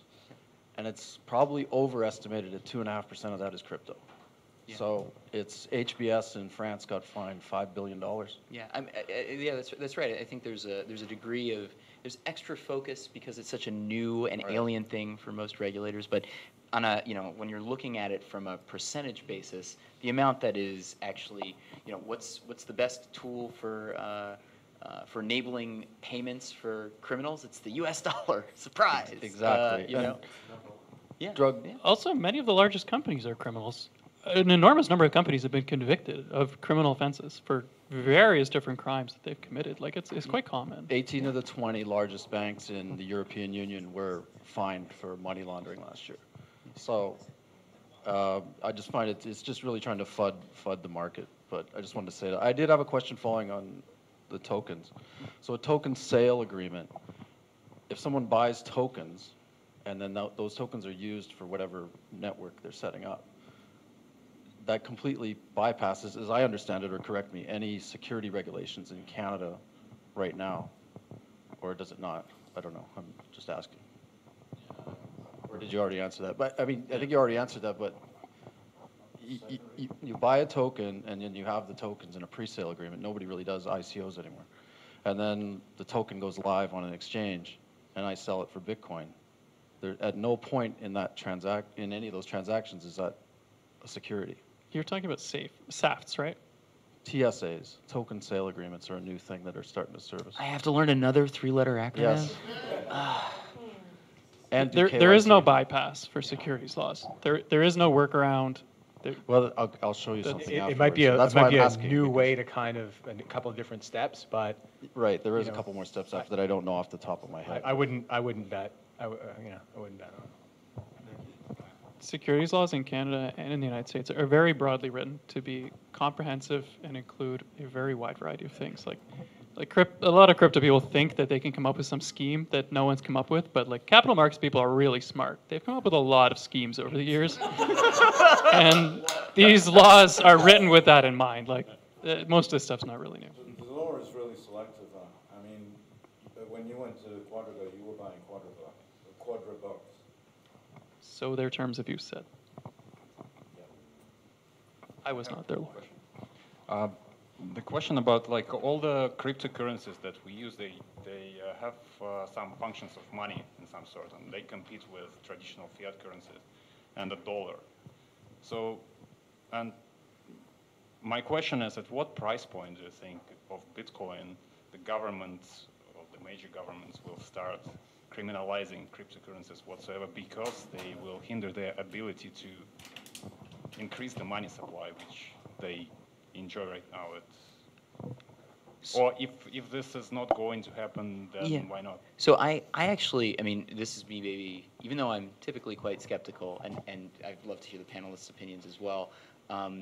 My view in the long term is not that like we're going to live in a cypherpunk utopia where the state is banished and we're all self-sovereign individuals. And I mean, I think a lot of people will want to live in that utopia, but dystopia. But we're not gonna go there. However, what I think will happen, particularly because it's been 10 years since the Genesis block on Bitcoin, and it's frankly more widely accepted now as a legal. I don't know. I'm gonna probably butcher what legal tender is not right, but it is widely accepted as some kind of new commodity asset class, but it isn't being shut down now. And I think what will likely happen, and what I hope will happen, is that there will be a wide variety of these tokens that are legitimate, that actually operate as native tokens in these systems, that offer the opportunity for exit from the system that people exist in today, and actually compete with a lot of these fiat currencies. So in effect, my hope is that a lot of these systems will wind up challenging the monopoly of money and making the government become a more responsible authorizer or issuer of fiat. To ban the cryptocurrencies and continue printing fiat, like why do you want to lose your money printing machine? There's already competition for the Canadian dollar, though, like the US dollar, right, or euros or something else. Like lots of them exist out there, and they don't really like undermine the Canadian dollar, right? This is just the first competitor that happens to not be backed by a state, which I think is I think most governments are approaching it with, well, maybe not most governments, but certainly like the U.S. and Canada, I think, are approaching it with cautious optimism and are not looking to shut it down. But can they even shut it down? Yeah, I mean that's the other question. Another thing is like obviously there was this the analogy that people would make is like, well, look at Kazaa and Napster and all these file sharing tools, and BitTorrent, you know, obviously is not BitTorrent in its current form. We're not going to talk about that, but yeah, there's like there are all these tools that existed that basically flagrantly violated IP law. I was okay with it. Not a lot of people were, though. And what it resulted in is like there was a lot of enforcement action, and now those are kind of on the sidelines, and businesses that actually do operate within the confines of the law, and Netflix and Hulu and all these people adapted and are now like those technologies have found kind of like modified new homes. I hope that The equilibrium. An equilibrium, yeah. So I would say it's a question of observation and taxation, right? So the government wants to be able to observe the ecosystem to make sure that nobody's using it for nefarious means, so that they can oversee the capital market, so that widows and orphans aren't being taken advantage of. I think that's probably the second most important thing that they're looking at. The most important thing they're looking at is taxation. If they can figure out a way to tax the revenues associated with that, or people taking in revenue in that form, then governments will be more accepting of it. But for as long as they cannot effectively police it from a taxation perspective, it represents too much of a risk, and they're going to combat it. Which is really fascinating to think about, because a lot of people who are really into crypto are also anti-taxation sometimes, McAfee. And so I mean, not everyone's as open about it, but that'll be a really interesting conversation to see play out of these people who are very much like from a ethos perspective, anti-tax. Well, so I think that obviously is like an enabling, cryptocurrency is an enabling tool for that. But there are plenty of people that operate cash-only businesses, at least in the U.S., that still diligently report their taxes. I think that there's actually, I don't know what the numbers are in the U.S. I'm sure it's very similar in Canada, but there is a very, very high percentage of people who voluntarily report an accurate assessment of their taxes, and there are a lot of people that don't, right? And this certainly might make it more difficult, but there are people. I really feel like governments should maybe trust their citizens more to engage in voluntary reporting, since it already happens to a certain degree. And this goes back to what I was saying at the beginning of the night, which is basically, for as long as this marketplace remains on the fringes and dealing with people who are trying to avoid taxation or trying to skirt around the laws, then you're only going to really touch on a very small portion of the marketplace, and you're never really going to reach its full potential. When it goes mainstream and you create trust in the marketplace and people are paying their taxes with cryptocurrencies, and you'll access a much broader portion of the marketplace. It'll be much more profitable. So my concern is actually that while it's still on the outskirts of the market, so and it's small, so the governments don't care because it doesn't compete with the US dollar. But once it's like 20% of all the money supply, then the dollar is no longer that important. So the Federal Reserve cannot print as much money as they print right now during the quantitative easing, and who wants to lose this ability to print it? It's easier to ban Bitcoin and then to do the 51% attack. So, I mean, I could see that concern, but I would also say that what happened when the pound sterling, was no longer considered the global standard, right? There's a transition period, and obviously, the UK lost its, the sun started to set on the British Empire, and that wound up there's they've adapted and they're still around, and I think that the alternative view that the U.S. will never let any currency attack its monetary hegemony is. I mean, it might try, but I don't think that it's. I don't think that anything like that is guaranteed. They criminalized gold, if you remember. Yeah. Oh no, sure, and I think that obviously they've done things to try and create moats around that hegemony. But there's certain. I don't know. My view is that this technology, and whether it's a 51% attack using ASICs in the Bitcoin case, or against against Zcash or Monero or Ether, or some kind of stake, proof of stake attack. I can't imagine. I just can't imagine that we would reach a point where that kind of threat couldn't be repelled by this technology somehow. And part of that, I think, is in either switching ASICs. It might bring a fair bit of it underground, but it's kind of like Pandora's box. And once it's open, even if maybe it's current iteration, maybe they'll kill, XYZ cryptocurrency, but something will survive and prosper, much like streaming services have survived and prosper. My hope is that whatever does still keeps privacy and kind of manages to ensure that certain fundamental human rights are still enshrined. It doesn't become like, we pay and we chat. So.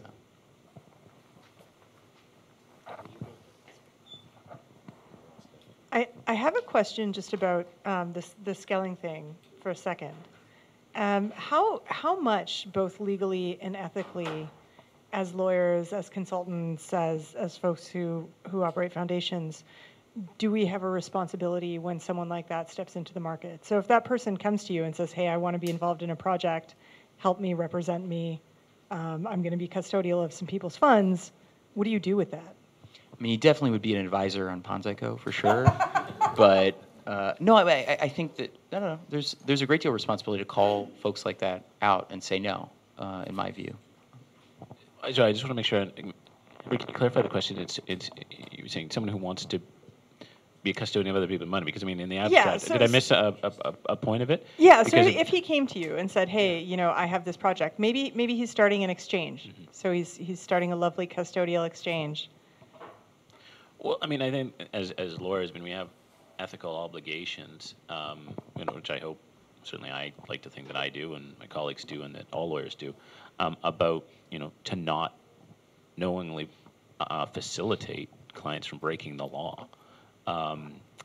And, everyone, I'm sort of, I guess it, in the criminal context, right, you may very well, I don't think this is where your question is going. Like, I'm not a criminal lawyer, but I subscribe to the view that everyone is entitled to a defense, even if factually guilty, right? And even if the lawyer knows, what the lawyer's obligation then to do is not to suggest, like if they know their lawyer is guilty, or sorry, factually committed defense, not to suggest to the court something that's untrue. You have to rely on sort of legal defenses. So there are ethical parameters about how you advise your clients. And there's also sort of the practical concerns of who you take on as a client. We all have to know our client obligations, but plenty of lawyers represent people who have a criminal past, including but not limited to in a criminal context. So I guess it's hard to answer in the abstract, but certainly, I mean, the limit is if what your client is trying to do is, and this, is to break the law, yeah, ethically your obligation is to withdraw. Another thing, I guess I've luckily never been in that position where that's happened, so it's hard to answer in the abstract, but yeah, I do think if or have a strong reason to believe that what your client is going to do is unlawful, then yeah, you should not be representing that person and facilitating that unlawful act. So last year I had to do a little presentation to our internal due diligence team, because every time Deloitte brings on a client, potentially they actually have to go through a process. We don't just accept anyone. It's our team goes into them, looks into not only is anyone in the firm that we have to be worried about part of this have any conflict of interest or any financial interest in this company, but also who is behind this company, what are they doing, does this prove any reputational risk for the firm as well, right? Because like you guys said earlier, if someone says, yeah, Deloitte approved this, they're the auditors, they were the consultants on this, that's a problem, because that's signaling the market that we approve of this project. So we actually take it pretty seriously. So when someone comes to us, and this is a big issue in our tax team, because they actually do a lot of tax support, work for a lot of these companies that are possibly doing ICOs. And so I did this little presentation of what they should look at. And from that, I've been kind of like their source to come to be like, hey, what do you know about this company or these people? And I have to kind of do my own digging to help them out. But something like that came to us. I highly doubt we would accept their business. I mean, it's a reputational risk if anything else, nothing else. So it's definitely something that it may not be fair necessarily, but in the interest of the business, it would have to be probably a hard pass. So I'd add to that to say it's very rare that you'd ever get a prospective client coming to you and just saying out loud that they're looking to break the law and they want to know if you'll help them. Right? That would be a movie that you would see, and that doesn't happen. Really that's the mob lawyer, right? Like and so, but we were talking about this in the green room. I have been in the situation where clients have lied to the company that I work with. And we've been on the wrong side of that, and it hurts. I've been in the position where you take the argument. We've done all the right things, and we've done the due diligence. We have the KYC. We've done all of that. But what happens when the client did a really good job lying to you, and you didn't get the client you thought you'd get, and the regulator steps in, and just automatically assumes that you're part of it. So you end up taking the hit and then trying to dig your way out of it. So I guess the answer is be really diligent, right? Because you don't know how bad they can get.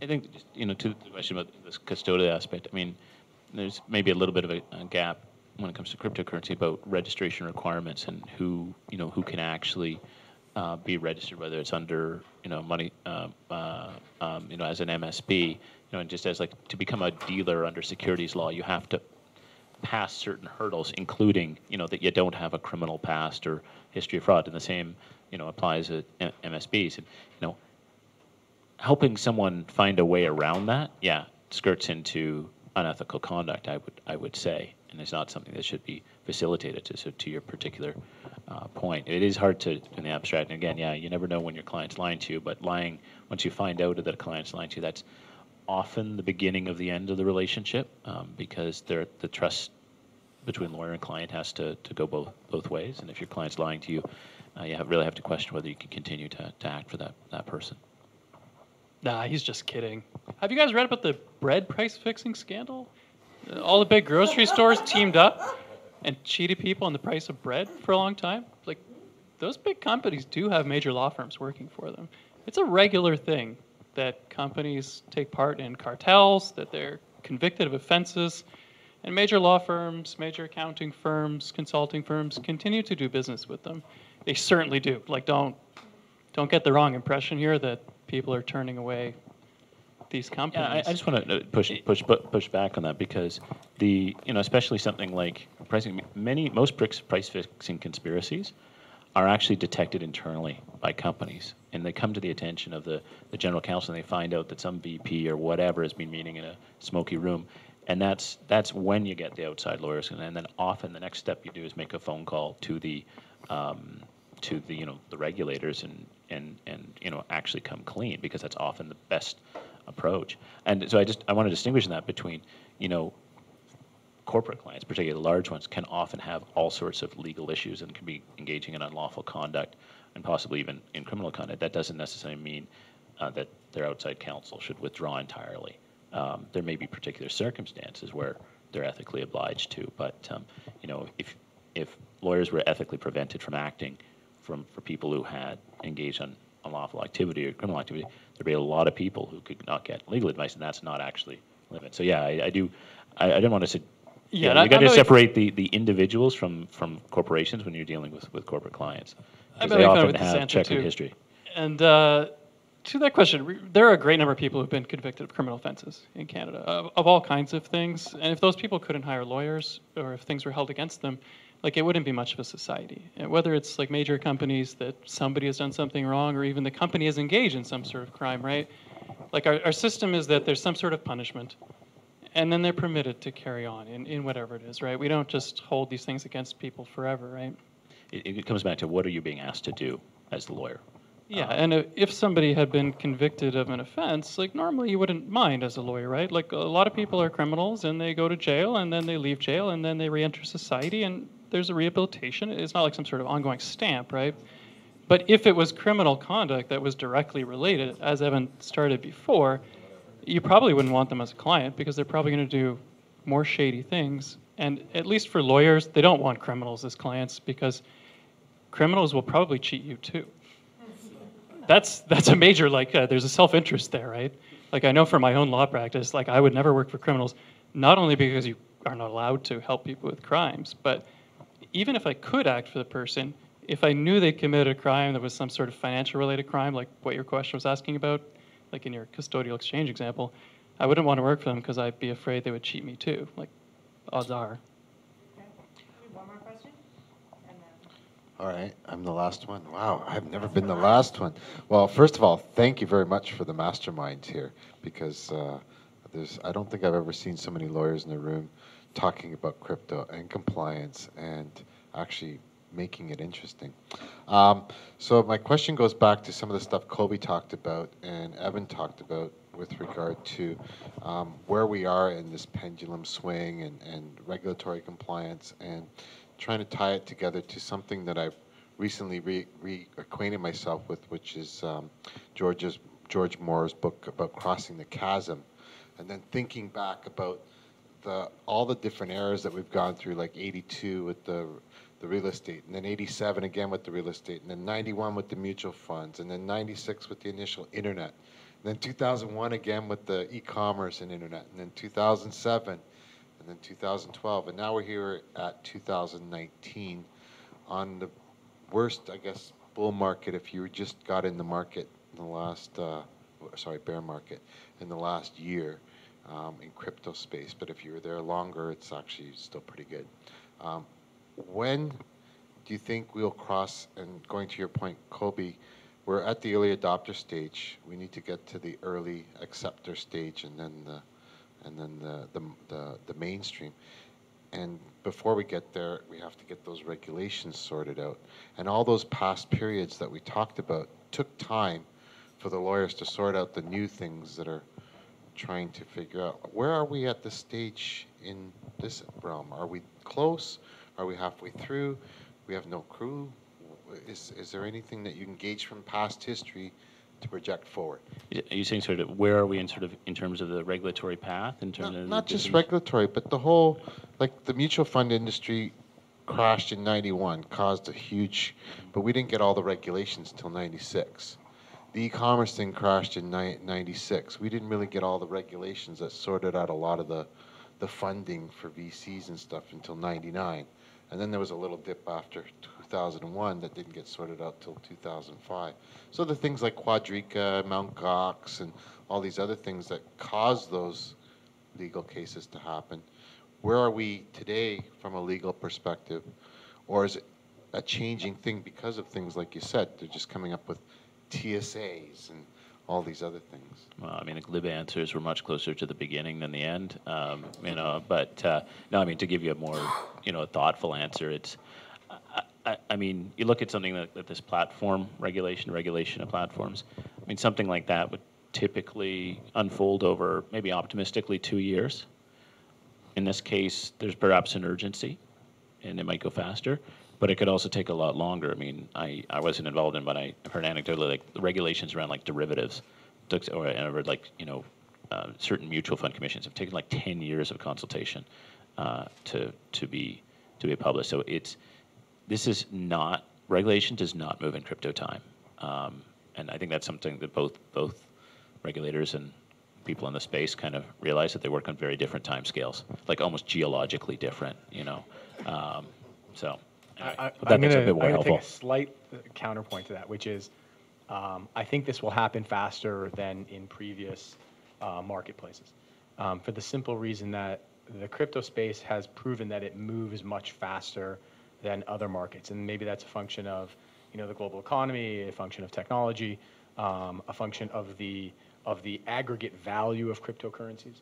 So the gravity of the situation and the speed by which the values increased creates a necessity amongst regulators to take it seriously and to move as quickly as they can. I absolutely agree that regulators by their nature do not move quickly, but they will move quicker than in other cases, let's call it. But I think that the way forward to create, to get into to apply to the masses is, number one, you've got way too much volatility in the price of every coin, more or less. There's always a push, or has been a push more recently, for linked coins. I forgot the term, drawing a blank. And I think that is going to create a lot more adoption, because people will be able to trust in the underlying value of it. But ultimately, when it comes down to trust. It's not just trust in the service provider, it's trust in the value of the coin, trust in the ability to use it. I always say that the biggest barrier to Bitcoin adoption is the ability to walk into the grocery store and buy bread with Bitcoin. As soon as you can do that, and it has a consistent value, and you know how much a loaf of bread will cost you in Bitcoin, and you can go to any grocery store to get it, you can feed your family with it, you'll have mass adoption. I just want to add on to that. I mean, a few weeks ago, I was talking to my sister, and she's like a business strategy prof, so she's pretty aware of like how businesses operate and, you know, how you cross the chasm and everything. And she was yelling at me about my career choices a little bit, and she was like, I don't understand, like, if someone's money can be stolen from them because a CEO passed away, then how do you expect this tech that you work with to go anywhere? And I was like, yeah, that's a pretty valid question. I mean, I guess I see where you're coming from. But the thing is, she forgot that fraud is fraud. Like, fraud is illegal no matter what. I mean, whether or not you're talking about cryptocurrency or anything else, or bread, fraud is still illegal. It doesn't matter. And so when it comes to the mainstream adoption, I don't know if the regulatory impact is as heavy as we may think it may be. I think it really does come down to more of the user experience of it and the usability of it in general. And so if I send my crypto to the wrong address by accident, the fact that it's really almost impossible to reverse that is a usability problem. And if people can't understand how to use something, they're not going to use it because they're going to be scared of what it means. And then that's how we don't reach our goals with getting this as a usable mainstream technology. And so I really think it comes more down to usability and user experience than the regulatory landscape.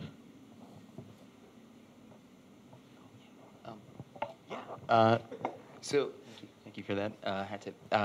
I just want to say, so wrapping the panel up, this was a fantastic panel. I'm really glad I got to participate and listen to really the brain trust here and just be that guy asking questions.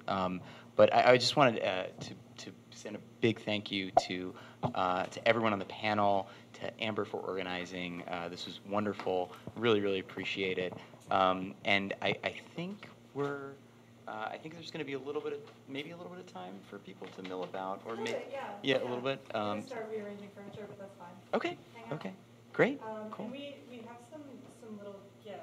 Yeah. Before everybody jumps out, we wanted to say thank you for all our panel members for putting up with us and helping us out. Thank you. Thank you. Microphone might help. Amber, do you want to fill me in for a second? Talk for a second while I Sure. cards in here. So among other things, and this was a special one for Josh, we got you a bear market Lambo. Fantastic. Oh man! Thank you. Thank you. It's in steel blue. That's awesome. Thank you. Right? It's perfect. Thank you so much. Thank you. Oh man. I'm gonna drive this right off the lot. That's great. Thank you. Loses 30% of its value right there. We tried to get fake Toshi's Lambo. They didn't have Aventadors, only the Murcielago. So that's okay. I'll just rent that one. It's nice. Fine. Yeah. Oh man, that's really. Thank you guys. Thank you so much. Thanks everyone for showing up. Thanks to Block Geeks and 8DG Consulting for putting this all on and helping us with our AV. That was a huge help. And thanks everyone for showing up. Thanks all you guys.